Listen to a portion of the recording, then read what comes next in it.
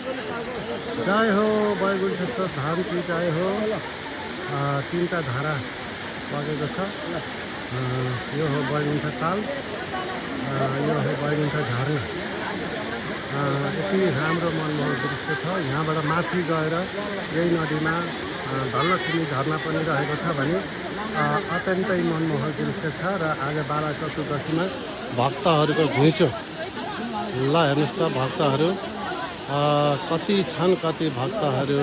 जय होस्, जय होस्, जय होस्, जय होस्। भक्तहरूको घुइँचो आउने जारी नै छ। यो हो वैकुण्ठ धाम।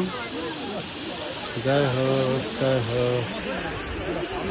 यो हो वैकुण्ठ धाम। यहाँ नुहाइ धुवाइको कार्यक्रम पनि तीव्र रूपले चलिरहेको छ।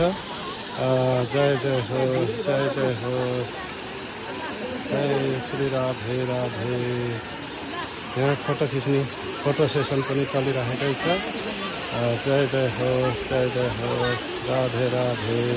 सबै आफ्नो आफ्नो मस्तीमा, कोही पूजा गर्दै हुनुहुन्छ, कोही नुहाइ धुवाइ गर्दै हुनुहुन्छ, कोही आउँदै हुनुहुन्छ, कोही जाँदै हुनुहुन्छ, कोही फेरि उता सदरी छरिराख्नु भएको छ। पहाडमा चढेर धर्म गरौँ कर्म गरौँ खानालाई, धर्मलाई जानलाई, कर्म गरौँ खानालाई, धर्म लैजानलाई।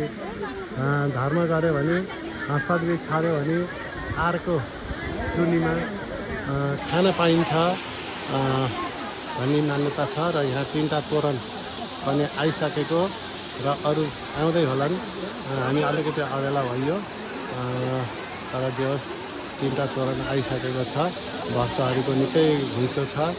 जय होस्, जय होस्, जय होस्, जय होस्, जय होस्, जय होस्, जय होस्,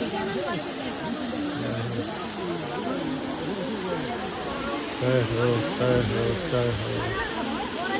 श्री राधे, जय श्री राधे, श्री राधे,